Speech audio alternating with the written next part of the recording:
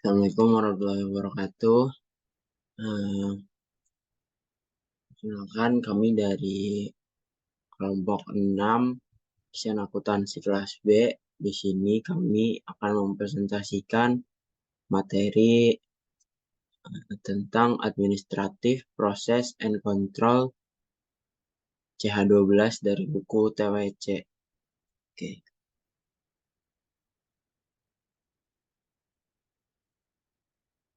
Untuk anggota kelompoknya yang pertama ada saya sendiri, Dimas Proida Anggoro dengan NPM 243, lalu ada Tala Bagas Pratama dengan NPM 354, lalu ada Emraffi Noval Fawas dengan NPM 262, lalu ada Laksamana Yudhya Wardaya dengan NPM 347, lalu ada Faris Abiyu dengan NPM 036,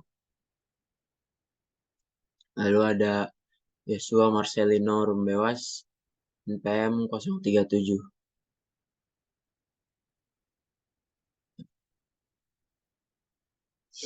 Untuk yang pertama, Introduction to Administrative Process. Nah, jadi rangkaian proses ini adalah rangkaian proses administratif yang pertama. Disajikan dalam bab ini mencakup investasi transaksi keuangan, peminjaman, dan modal. Nah, contoh prosesnya itu adalah penjualan saham atau obligasi, inisiasi pinjaman, obligasi atau pembayaran wesel, investasi dana pada surat berharga. Oke, lalu jenis proses administrasi yang kedua adalah proses buku besar. Setiap transaksi dan proses yang disajikan dalam bab sebelumnya harus menghasilkan informasi keuangan yang dicatat dalam akun buku besar. Untuk contohnya seperti gambar yang di samping ini.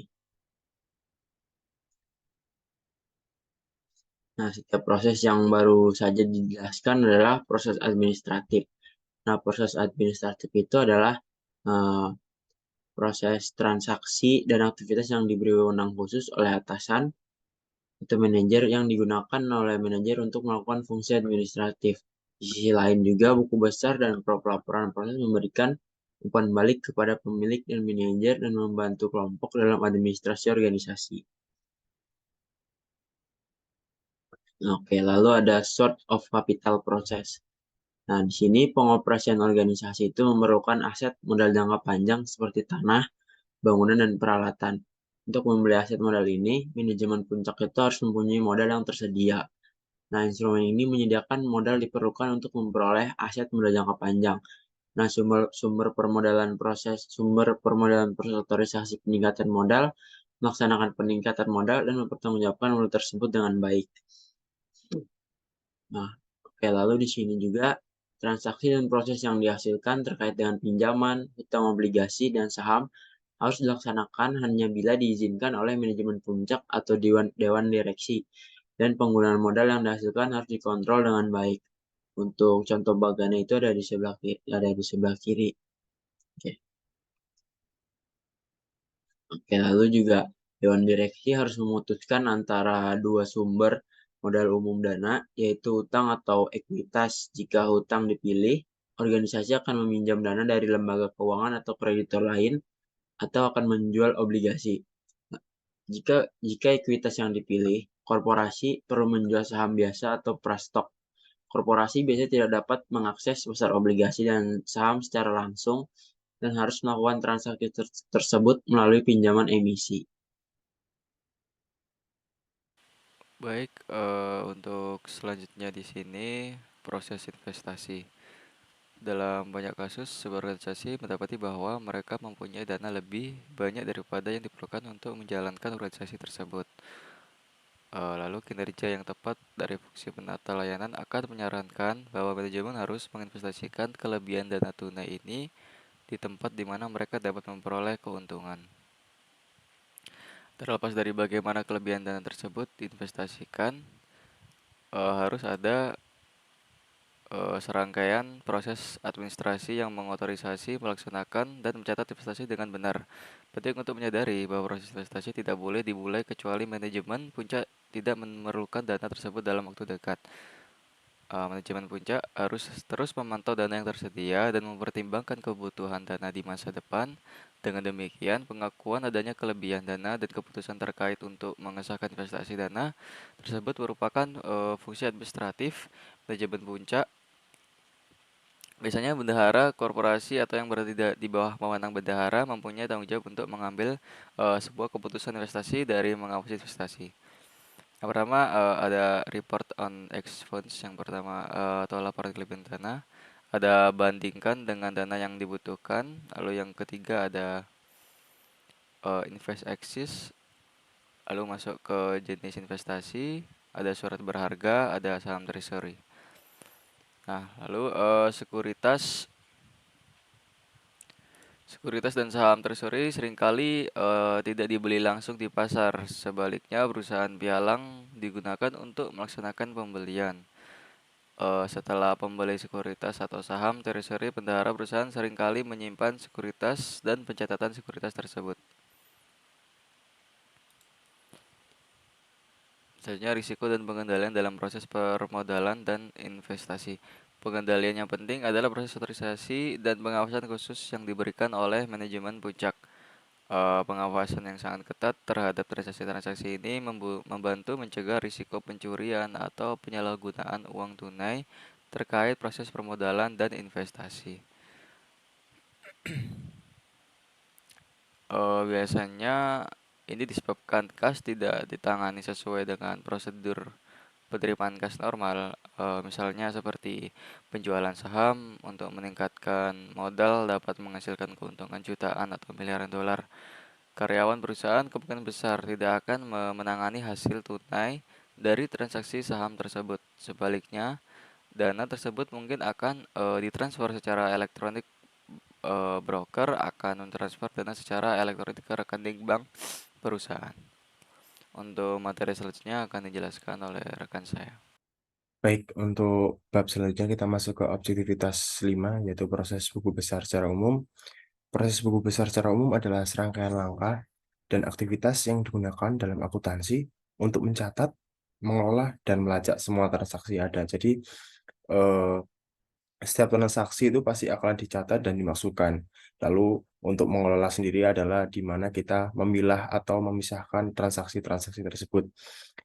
Buku besar umum adalah rekening utama di sistem akuntansi yang berisi ringkasan dari semua transaksi keuangan perusahaan. Proses ini sangat penting dalam menjaga catatan keuangan yang akurat dan menyediakan informasi yang diperlukan untuk membuat laporan keuangan dan mengambil keputusan bisnis yang tepat untuk langkah selanjutnya.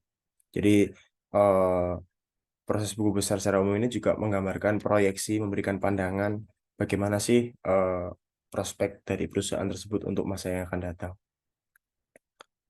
Selanjutnya, kita masuk aktivitas utama proses buku besar. Jadi, dalam pencatatan utama dalam proses buku besar itu ada beberapa langkah. Yang pertama ada pencatatan atas transaksi. Yang kedua ada proses penjurnalan. Yang ketiga memposting ke buku besar dari proses penjurnalan tadi. Yang ketiga melakukan pelacakan saldo. Lalu ada proses penyesuaian di jurnal penyesuaian.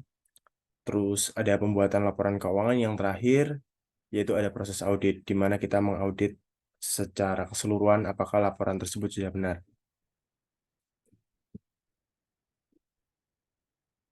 Baik, yang selanjutnya ada objektivitas 6, resiko dan kontrol. Untuk objektivitas 6 ini, kita harus tahu bagaimana cara mengkontrol dari resiko yang ada. Untuk mengolah resiko dalam proses buku besar umum, perusahaan perlu menerapkan kontrol internal. Kontrol internal sendiri adalah tindakan atau kebijakan yang dirancang untuk melindungi keandalan pencatatan keuangan, mencegah kecurangan atau fraud, dan memastikan bahwa semua transaksi dicatat dengan baik dan benar. Ini bisa melibatkan prosedur pemeriksaan, pelatihan staf, validasi data, dan penggunaan perangkat lunak akuntansi yang andal dan dapat dipercaya. Selanjutnya ada pemeriksaan tugas dalam sistem akuntansi manual. Ini juga merupakan langkah-langkah dalam mengatasi risiko ya. Pentingnya pemisahan tugas adalah dalam sistem akuntansi adalah pedoman ini menguraikan 3 pemisahan utama yang harus diterapkan. Yang pertama ada karyawan yang bertanggung jawab untuk memposting voucher jurnal tidak boleh memiliki fungsi otorisasi atau penyimpanan. Yang kedua ada karyawan buku besar tidak boleh memiliki hak asuh atas aset yang mereka catat. dan fungsi buku besar harus dipisahkan dari tugas jurnal khusus dan buku besar pembantu. Hal ini juga menyoroti bahwa sistem akuntansi yang terkomputerisasi mungkin tidak selalu mengizinkan jenis segregasi yang sama. Lalu selanjutnya ada keamanan buku besar dan dokumen. Sistem akuntansi, teknologi informasi melindungi catatan melalui penggunaan ID pengguna, kata sandi, dan tabel otoritas sumber daya yang tepat. Hal ini menekankan perlunya kontrol umum untuk membatasi akses ke catatan atau file tertentu. Jadi, setiap file itu harus diamankan dengan beberapa kata sandi sehingga hanya orang-orang tertentu yang dapat mengakses file tersebut. Jadi, dipastikan tidak ada kecurangan dalam hal tersebut. Lalu selanjutnya ada pemeriksaan dan rekonsiliasi independen, merekonsiliasi jurnal khusus dan akun pembantu ke akun kendali buku besar sebagai pemeriksaan transaksi. Hal ini juga menganjurkan peninjauan manajerial secara teratur atas laporan buku besar untuk keakuratan dan kelengkapan, serta pemeriksaan silang laporan dalam sistem teknologi informasi untuk keakuratannya. Sekian dari saya, mungkin untuk objektivitas selanjutnya dilanjutkan oleh rekan saya. Terima kasih. Objektif 7. Pelaporan sebagai output dari buku besar. Yang pertama adalah pelaporan eksternal. Laporan keuangan adalah hasil dari siklus akuntansi, menggabungkan saldo akun buku besar menjadi informasi yang relevan bagi pengguna eksternal. Pada akhir periode, laporan tersebut bisa dicetak oleh sistem IT setelah proses penutupan yang dipantau oleh CFO dan tim akuntansi untuk memastikan keakuratan saldo.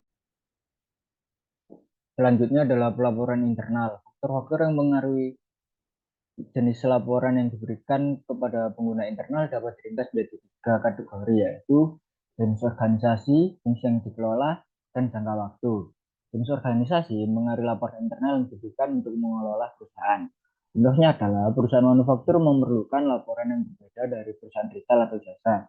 Perusahaan manufaktur memerlukan laporan untuk mengelola bahan baku, proses produksi, dan tenaga kerja.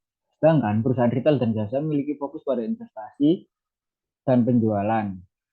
Mohon maaf, maksud saya inventaris dan penjualan. Meskipun demikian, semua tipe perusahaan ini menggunakan laporan tentang pendapatan dan profitabilitas. Lalu ada fungsi yang dikelola.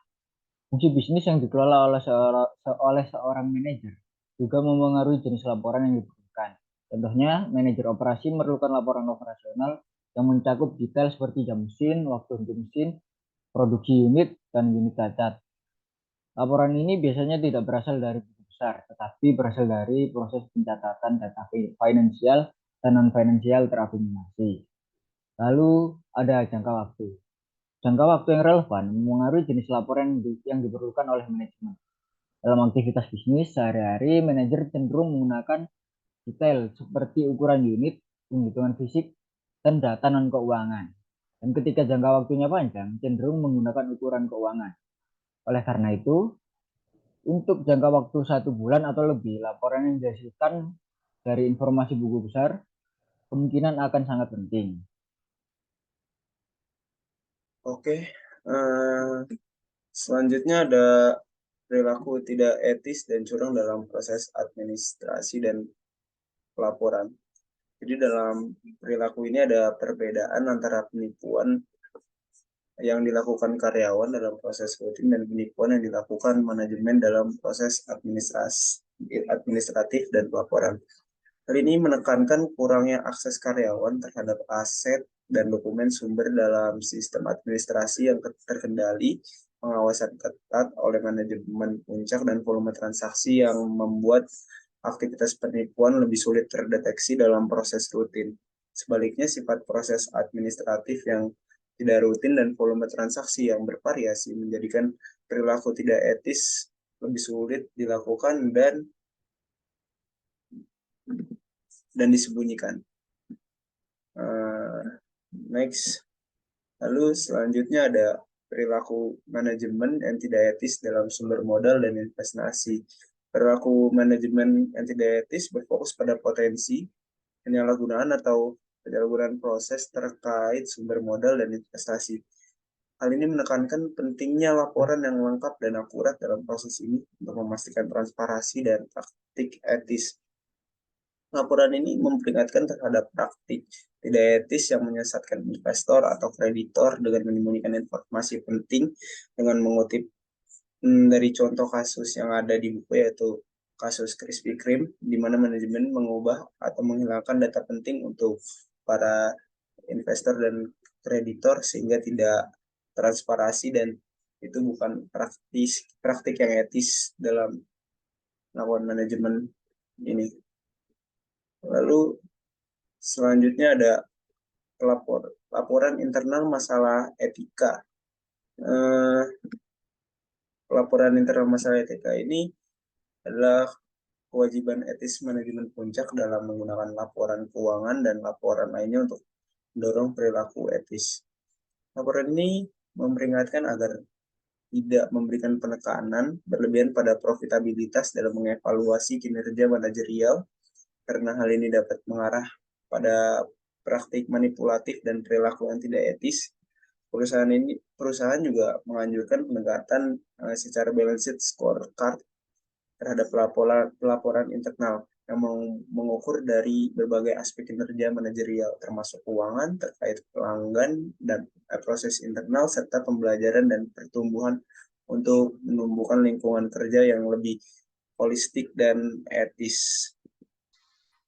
Selanjutnya adalah objektivitas 9. Tata kelola perusahaan dan proses administrasi dan pelaporan. 4 fungsi utama dari proses tata kelola perusahaan adalah pengawasan manajemen, pengendalian internal dan kepatuhan, pengelola keuangan, dan perilaku etis yang masing-masing dapat diterapkan pada proses administrasi dan pelaporan. Proses-proses ini harus mencakup struktur tata kelola perusahaan yang tepat untuk mencegah dengan baik terjadinya penipuan, pencurian, dan penyalahgunaan atau manipulasi sumber daya dan laporan administrasi. Sistem, proses, dan pengelolaan internal yang merupakan bagian dari struktur tata kelola perusahaan. Ketika manajemen merancang dan melakukan proses administrasi, manajemen menugaskan tanggung jawabnya untuk melakukan fungsi modal investasi dan besar terkait kepada berbagai karyawan. Ia harus memperhatikan risiko pencurian atau penyalahgunaan modal, perubahan dokumen atau laporan, dan penipuan lainnya dalam proses ini. Oleh karena itu, pemerintah juga harus menerapkan dan memantau penilaian internal untuk meminimalkan risiko-risiko ini. Ketika manajemen mempertimbangkan penugasan ini dan memantau proses dan pengendalian yang mendasarinya, manajemen menjalankan fungsi tata kelola perusahaan berupa pengawasan manajemen dan pengendalian internal serta kepatuhan yang tepat.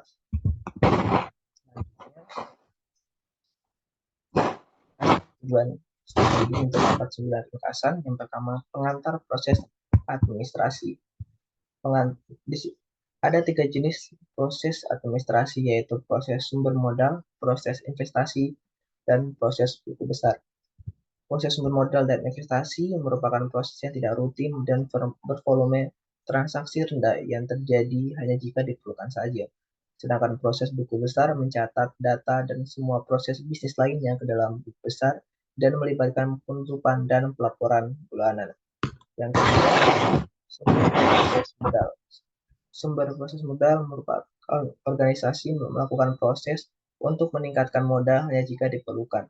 Proses-proses ini memerlukan persetujuan khusus dari manajemen tingkat atas, penentuan jenis sumber modal, pelaksanaan penerbitan utang atau ekuitas, pengumpulan dana, dan akuntansi yang tepat untuk proses-proses ini. Selanjutnya, yang ketiga, proses investasi. Proses investasi, organisasi melakukan proses investasi ketika terdapat kelebihan dana yang tidak segera dibutuhkan dalam operasional. Manajemen tingkat atas harus menentukan kapan akan menginvestasikan kelebihan dana, memutuskan apakah akan berinvestasi pada sekuritas yang dapat dipasarkan, melaksanakan investasi, dan mencatat proses investasi dengan benar. Yang keempat, risiko dan pengendalian dalam proses pemodalan dan investasi. Peningkatan modal secara khusus diizinkan oleh manajemen tingkat atas dan diawasi secara ketat oleh manajemen. Selain itu, karyawan biasanya tidak menangani uang tunai atau aset dalam proses ini. Oleh karena itu, pengendalian yang paling penting adalah otorisasi manajemen dan pengawasan yang tepat terhadap proses modal dan investasi. Selanjutnya, kelima, proses buku besar. Proses buku besar mencakup pencatatan seluruh transaksi keuangan dalam buku besar dan jurnal penyesuaian, posting ke buku besar, dan proses akhir periode seperti pencatatan entry penyesuaian dan entry penutup. Dalam sistem manual, proses buku besar melibatkan jurnal khusus, buku besar pembantu, jurnal umum, dan buku besar. Dalam sistem TI, untuk proses buku besar mungkin terdapat sedikit atau tidak ada dokumen atau catatan kertas. Model perangkat lunak akuntansi mencapai fungsi yang mirip dengan jurnal khusus dan buku besar pembantu. Posting ke buku besar dapat terjadi secara otomatis dalam sistem TI yang lebih kompleks. Yang keenam, risiko dan pengendalian dalam proses buku besar. Dua pengendalian internal yang lebih penting dalam proses buku besar adalah otorisasi untuk mencatat transaksi dan pemisahan tugas. Dalam sistem manual, otorisasi dilakukan melalui voucher jurnal dan pemisahan dilakukan dengan mencegah pegawai buku besar mengotorisasi voucher jurnal, menjaga penyimpanan aset, dan mencatat jurnal khusus atau buku besar pembantu. Yang selanjutnya, pelaporan sebagai keluaran dari proses buku besar. Laporan eksternal dan internal disusun dari informasi buku besar. Laporan eksternal biasanya merupakan laporan keuangan bertujuan umum, sedangkan laporan internal sangat banyak dan beragam. Sifat laporan internal dapat bervariasi menurut jenis organisasi, fungsi yang dikelola, dan jangka waktu. Selanjutnya, masalah etika terkait dengan administrasi dan pelaporan. Perilaku tidak etis atau curang dalam proses administrasi lebih mungkin dilakukan oleh manajer tingkat atas dibandingkan karyawan. Dalam proses pemodelan dan investasi, pengungkapan penuh dan lengkap merupakan kewajiban etika yang sangat penting. Manajer juga harus menggunakan laporan internal dengan cara mendorong perilaku etis. Dan yang terakhir, tata kelola perusahaan dalam proses administrasi dan pelaporan. Proses administrasi yang diuraikan merupakan bagian dari pengawasan manajemen tata kelola perusahaan. Pengendalian internal dan etika, serta prosedur dalam proses administrasi dan pelaporan juga merupakan bagian dari struktur tata kelola perusahaan. Menetapkan dan memantau tujuan keuangan, serta menetapkan dan memelihara jurnal akuntansi dan buku besar yang andal sehingga kinerja yang dilaporkan dengan benar merupakan hal yang paling penting bagi tata kelola perusahaan yang efektif. Selain itu, pengendalian internal dan praktik etika dalam proses administrasi membantu memastikan penggunaan keuangan tepat atas sumber daya administrasi perusahaan. Sekian dan terima kasih.